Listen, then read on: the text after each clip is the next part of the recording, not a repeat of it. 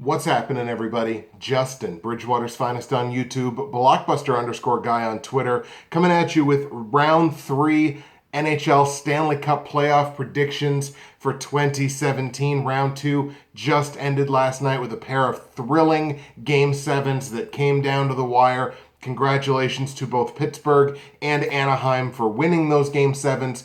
Moving on to the Eastern and Western Conference Finals, which is what we're going to talk about in this video. And in this video, we're also going to drop dime on some Conn Smythe favorites. Start the Conn Smythe conversation now that 2 full rounds are done. Get it? Got it? Good? Let's get started. As you may remember, I was 5-3 predicting the series in round 1. I was only 2-2 in round 2, correctly predicting series wins by Pittsburgh and Anaheim, who won last night, which means going into last night, I was 0-2 and not in a very comfortable place in terms of where the predictions went.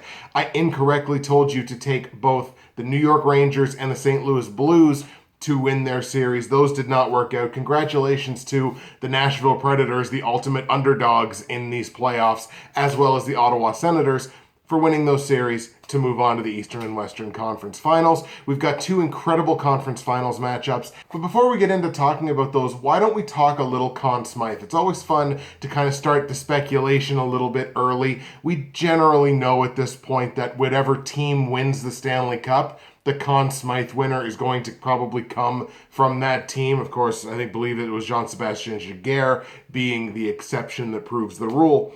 But let's talk about it, because every team going into the Eastern and Western Conference Finals seems like they have a pretty legitimate top contender, or even multiple top contenders, to potentially win the Conn Smythe. Obviously, if you're talking about Conn Smythe contenders, you start right at the top. The leading scorer in these playoffs, Evgeny Malkin, 18 points in 12 games for the Penguins. He's got to be the consensus number 1 right now, especially if Pittsburgh goes on to repeat as Stanley Cup champion. You got to imagine Malkin, certainly at this point, is a lock to win the Conn Smythe. On Ottawa's side, obviously, it's Erik Karlsson. He's over a point a game right now. Again, incredible for a defenseman. And really, in terms of the value to the team, Ottawa as a team is -7 in these playoffs without Erik Karlsson on the ice. With him on the ice, they're a +8. But as soon as he hits the bench, Ottawa's a completely different team. They're not playing up to par so far in these playoffs. That's probably Erik Karlsson's best case, above being a point-a-game player. That's got to be his best case, I would say, for winning the Conn Smythe. And if Ottawa wins the Stanley Cup, well then, absolutely, Erik Karlsson's going to be the Conn Smythe winner. As an aside, since I last joined you, I made a bit of a bet, per se, but not necessarily a bet, basically just a proclamation, I guess, on Facebook, that if either the Edmonton Oilers or the Ottawa Senators won the Stanley Cup, I would be buying a team jersey of theirs embroidered with the number 17 on the back for 2017 and Stanley as the nameplate.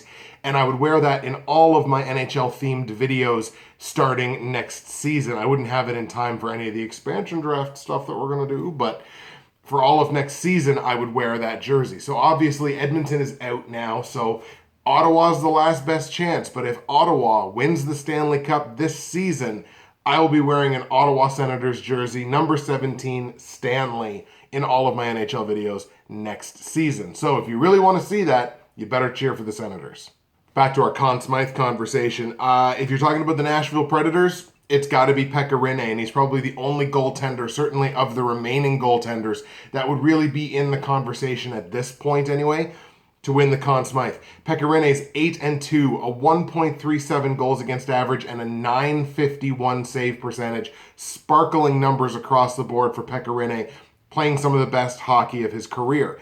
If there's going to be an argument against Pekka Rinne at this point anyway for winning the Conn Smythe, of any goaltender featured in the second round, he has faced the fewest amount of shots. Now, unfortunately, you have to kind of hold that against the goaltender because it's a workload thing. Nashville's been playing some incredible defense, keeping the opposing team shot totals low. But at the same time, it has to be an argument against the goaltender vis-a-vis who would win the Conn Smythe. But Pekka Rinne would definitely be the front runner for the Predators. If you're looking for a dark horse here, we go back to Pittsburgh. How about Jake Guentzel? What a series Jake Guentzel, or what a couple of series at this point, Jake Guentzel has been having. He leads the NHL with 9 goals in these playoffs, and 3 of them are game winners. That has him tied for the league lead in terms of game-winning goals. So if you're looking for a dark horse from the Pittsburgh Penguins, definitely Jake Guentzel having himself an incredible playoff.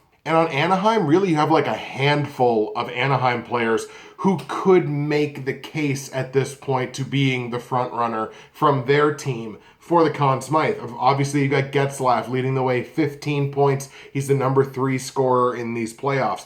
Corey Perry, he's only got 2 goals. Both of them have been game-winning goals. He has played clutch hockey in the first 2 rounds. Jakob Silfverberg is also a point a game. So you got a couple of potential contenders there. We got to see in the 3rd round and then potentially into the Stanley Cup final, if they get there, which one of those players really breaks out. So who do you think at this point is the front runner to win the Conn Smythe Trophy? Now again, obviously we're not going to know for weeks yet. It'll depend who wins the cup, but if you had to pick a Conn Smythe winner, gun to your cranium right now, who's your Conn Smythe winner and why? All right, folks, enough stalling. Prediction time. Here we go. We're going to start in the Eastern Conference. Eastern Conference final prediction. Let's do it. The Eastern Conference final features a pair of number 2 seeds, one from the Met and one from the Atlantic. The Metropolitan number 2 seed, Pittsburgh Penguins, will be playing host in this series, so they get home ice advantage in a potential Game 7, playing host to the number 2 seed in the Atlantic Division, the Ottawa Senators. Now, both of these teams are 8-4 so far in these playoffs, both series having gone to 6 games for both teams. Pittsburgh scoring 3.42 goals per game in these playoffs. They are the highest scoring team remaining in these playoffs, allowing an average of 2.58 goals against. The Senators, an equal 8-4, 2.83 goals scored per game, 2.75 goals allowed. Their scoring has stayed incredibly close, giving them the nickname from me and from some other people, the Cardiac Kids. And we'll talk about that again a little bit later. Season series between these two teams, there were only 3 games played as they were in different divisions. Ottawa winning 2 of those 3 games, one of them in a shootout, scoring between the two teams an even 10 goals scored apiece. On Pittsburgh's side, Evgeny Malkin and Brian Rust both leading the way in those 3 games with 4 points apiece. Erik Karlsson absolutely chewed up the Penguins this season. 7 points in 3 games against Pittsburgh. I'm no mathematician, but I believe that means that Erik Karlsson was involved in 70% of Ottawa's goals against Pittsburgh this past season.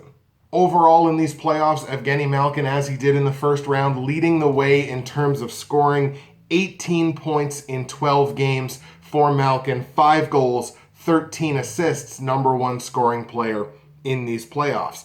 Erik Karlsson, obviously, leading the way for Ottawa, 2 goals, 11 helpers for 13 points. That has him tied for 7th in playoff scoring. We are going to look at home versus away advantage, but we're going to condense it a little bit, make it a little more rudimentary because, look, we're far enough into the playoffs now that all that matters is what's happened in the playoffs so far. So that's all that we're going to look at.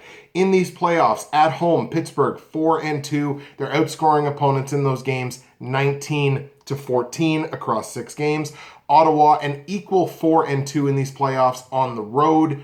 3 of those 4 road wins came in the first round against Boston, but they are being outscored by their opponents, and it's worthy to look at this, 14-15. So they're +2 in terms of games won, but -1 in terms of goals scored. Means they might be a little susceptible to a blowout on the road. Shift the series to Ottawa. Senators were 4-2 at home in the first 2 rounds, outscoring opponents just by the slimmest of margins, 20-18. Are you starting to understand where Cardiac Kids is coming from?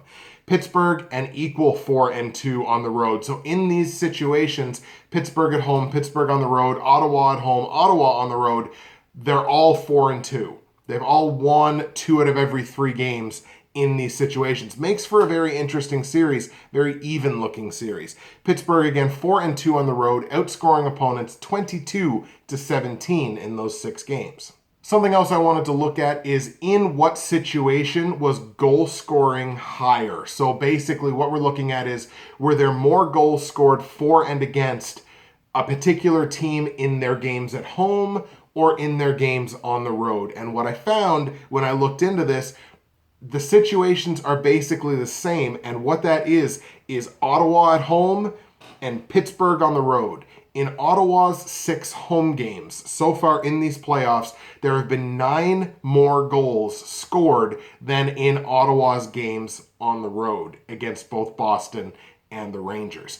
And for Pittsburgh, Pittsburgh has had 6 more goals scored in their 6 games away from home than they have in their 6 games in Pittsburgh. So basically what this means is, watch out for those games in Ottawa, because they are going to be hella high scoring. And I just used the prefix hella in 2017.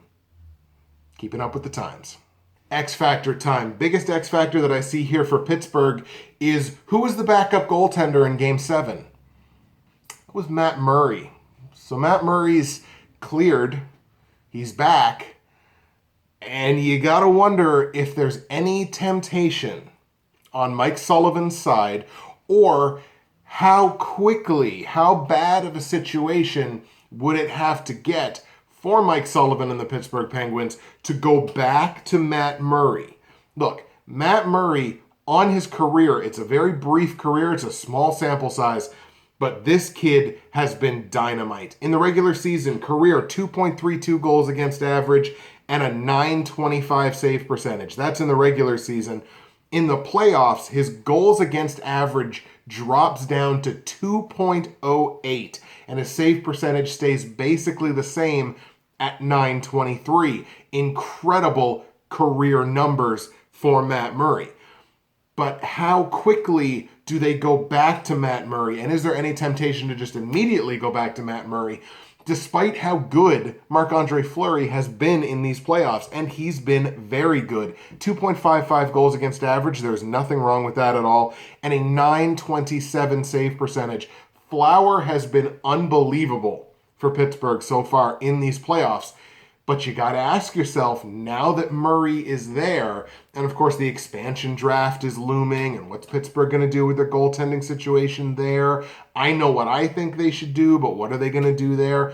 So all of these things, it's all noise. It's all mental strain and fatigue. So you got to wonder how quickly Pittsburgh might go back to Matt Murray if things start to go a little south against Ottawa. Biggest X factor here for the Senators. We kind of talked a little bit earlier about the cardiac kids label that I've given to Ottawa. And here's why. Okay, Ottawa's only played, 12 playoff games, right? 2 series that have gone to 6. 9 of those 12 games have been 1-goal games. Now, Ottawa is 7-2 in those games. So they've done incredibly well in 1-goal games. But that's 3 out of every 4 games are only being decided by 1 goal. And you're up against a Pittsburgh team that is the highest scoring team left in these playoffs. They only had about half as many 1-goal games. They only had 5 in the first 2 rounds. They're above 500 in those games at 3-2. So is the cardiac kids game plan? It's unfair, I guess, to call it a game plan, but playing like these cardiac kids and like these low scoring 1-goal games, is something like that sustainable against a team like Pittsburgh that has so many offensive weapons and their goaltender is playing so well right now? Is something like that sustainable against this Penguins team? I don't think you're going to have a lot of 1-goal games in this series, I'll be perfectly honest. So if Ottawa's shooting for that, if that's what they're trying to do, you got to ask whether or not it's sustainable or possible against this Pittsburgh team. Ladies and gentlemen, your Eastern Conference champion, moving on to the Stanley Cup Finals for the 2nd year in a row, will be the Pittsburgh Penguins. I've got Pittsburgh winning this series in 6 games. I think Pittsburgh takes the first 2 games at home. Very good home team all season, and they've continued to be that at home in these playoffs. I think it's a 2-0 series lead for Pittsburgh. Ottawa comes back, probably wins game 3 in Ottawa, but Pittsburgh has played well enough on the road that I think Pittsburgh wins one of those 2 games, either games 3 or 4. I'm going to give them game 4. I figure game 4, it's a 3-1 series lead at this point for Pittsburgh. Ottawa goes back into Pittsburgh for game 5. I like Ottawa to win that game. They've played well enough on the road, their results anyway, well enough on the road that they should win one of those games in Pittsburgh. So I'm going to give them game 5 in Pittsburgh. Game 6, it comes back to Ottawa, but I like Pittsburgh to win that game in Ottawa. They are susceptible at home. Again, their numbers aren't great either really on the road or at home in terms of goals scored, goals against. One of these games, I just see Pittsburgh blowing them out like an 8-3 or a 7-2 or something like that. I feel a blowout coming here at some point. I just think Pittsburgh's got too much. For the second year in a row, I like the Penguins to go to the Stanley Cup final. I'll take Pittsburgh in 6 games to win the Eastern Conference. But who are they going to play? Your Western Conference final, and you know what? God damn it. Let's just go ahead and do it. It's David versus Goliath. Your Pacific Division champion Anaheim Ducks going through the first 2 rounds. Edmonton took them to 7. It was a great series, but Anaheim prevailed. Kind of got the monkey off their back in terms of playoff game 7s at home. They won their division. They earned that right. They used home ice advantage, and they got it. Anaheim going to the Western Conference Final as the Pacific Division champion. They are 8-3 in these playoffs, scoring an average of 3.18 goals per game, but giving up an average of 3 per game. Now that, of course, takes into account the Edmonton blowout in Game 6. But 3.18 goals scored, 3 goals against, taking on the feel-good story of these playoffs, Smashville, baby. The Nashville Predators, 8-2. The hottest team in these playoffs. 2.8 goals scored per game. Only 1.4 goals allowed per game. Nashville's playing my kind of hockey. Defense, incredible goaltending.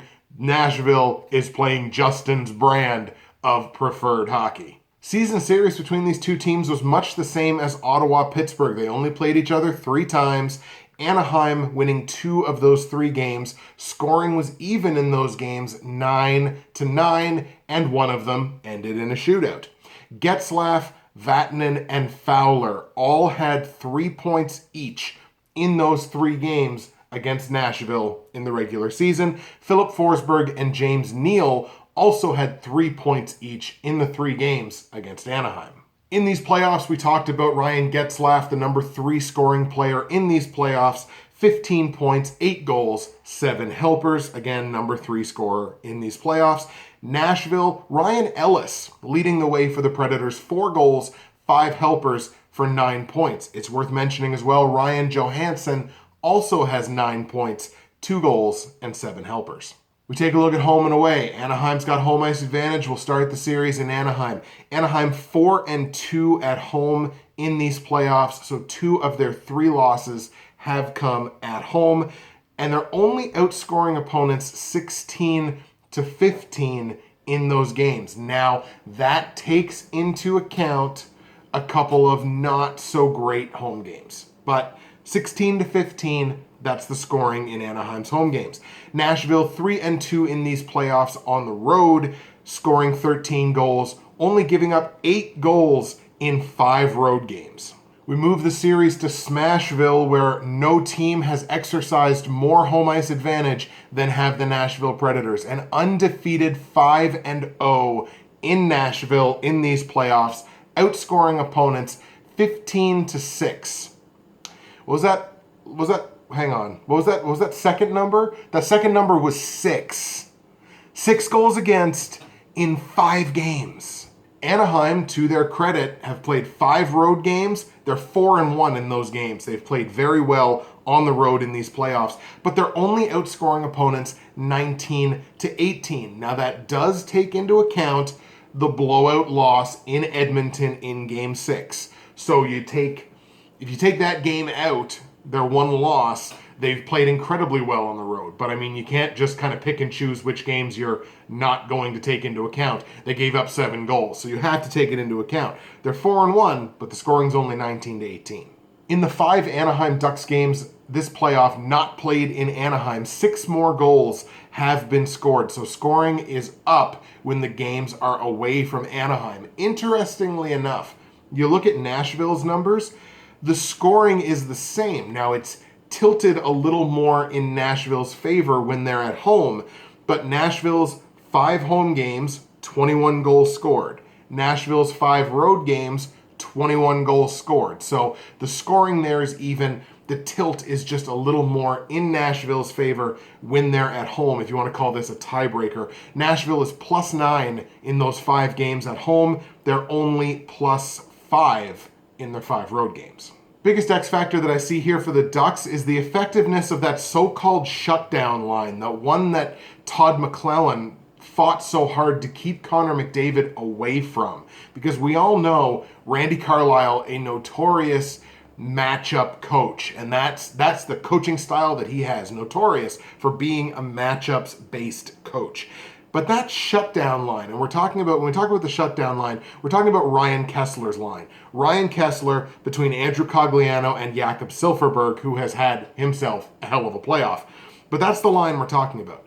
That line, for being a shutdown line, has a combined 21 points. That's pretty good in terms of their scoring, but they're only a combined +3 in terms of their plus-minus, and Ryan Kessler himself is even money. So you've got to assume, if you can get into Randy Carlyle's head, the line that he is going to pit Kessler's line against is going to be that top-scoring line for Nashville, that being Philip Forsberg, Ryan Johansson, and Victor Arvidsson. And they are playing incredibly well in these playoffs. They've combined for 22 points, and they're a +29. Just between those 3 players. A +29, I'll say it again, a +29. That's pretty damn good for only having played 10 games. That's pretty damn impressive. But it doesn't stop there for Nashville. Once again, balanced scoring all season. That's been the name of the game for the Predators, and it's how they found success. Their top 4 defensemen are combined 27 points and a +20. So it's not just the top scoring line. Nashville has been getting so much production from their back end, and it's not just their top defensive pair either. It's the top 2 pairs.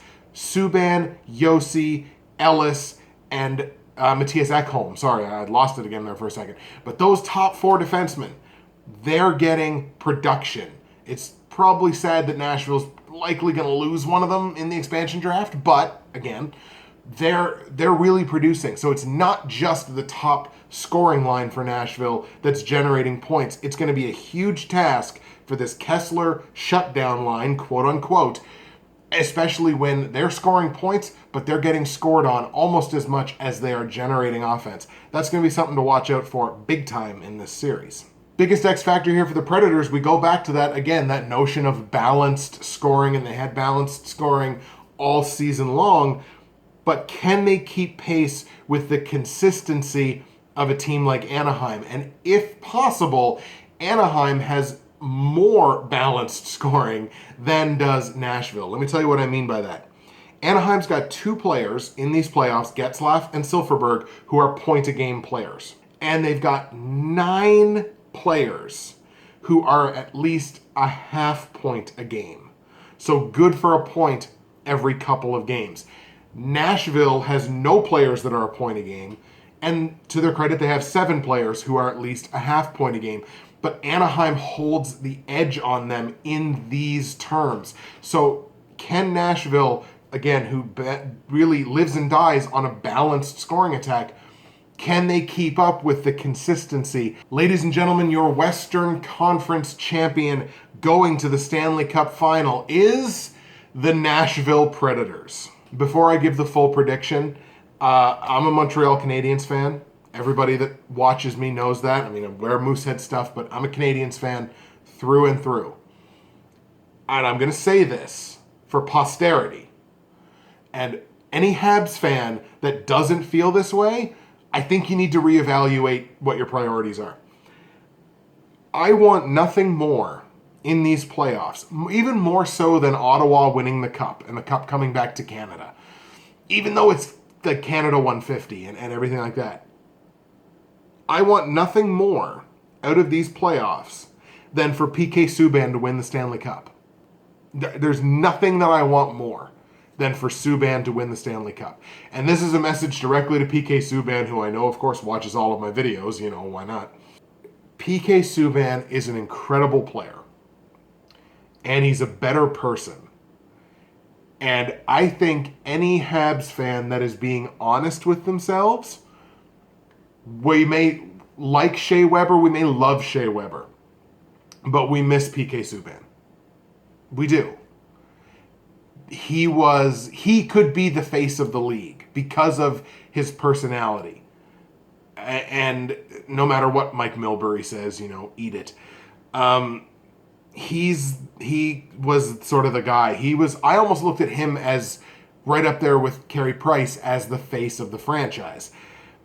And there's nothing more that I want than for PK Subban to win the Stanley Cup and bring the Stanley Cup to Montreal, to that children's hospital, as a way of saying, like, look, chase your dreams, no matter what happens. I have not forgotten about you. I am still here for you. I am still here for the city of Montreal. And even if he doesn't win the Cup as a member of the Montreal Canadiens, there's nothing I want more than for PK Subban to win the Stanley Cup. Now that we got the sentimentality out of the way, I like the Nashville Predators to win this series. The underdogs do it again. I like the Predators in 7 games. I think they split those first 2 games in Anaheim. I think Nashville comes right out. Game 1, pops the Ducks in the mouth, wins Game 1. Anaheim comes back to even the series up at 1 apiece in Game 2.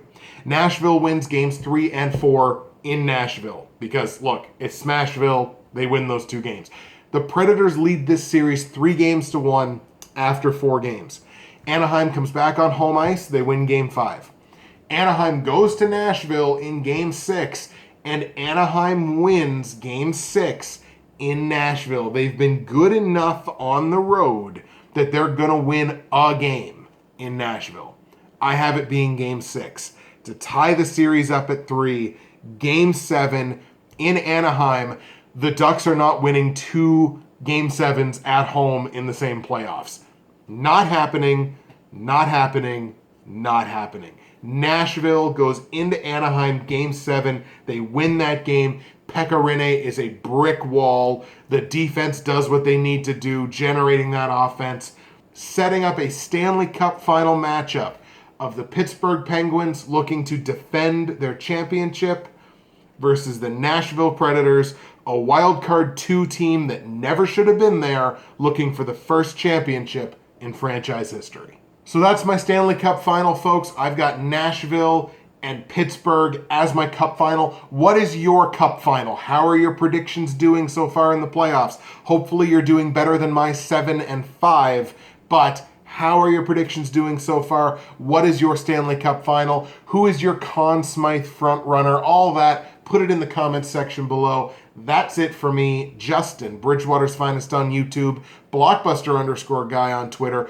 For football fans on my channel, make sure you subscribe to the Hatbox Nation YouTube channel. I'm going to put it in the description of the video below. I've been doing a week-long top 50 Dynasty fantasy football players for 2017. Make sure you check that out. Just subscribe to Hatbox Nation. All kinds of great football content all season long and all off season long. Make sure you subscribe to that. Enjoy the 3rd round of the Stanley Cup playoffs. We're ever so close to the Cup final and crowning a Cup champion. I think it's either going to be Pittsburgh for a 2nd year in a row or Smashville for the first time ever. That's what I think. What do you think? Enjoy the games, and we'll see you next time.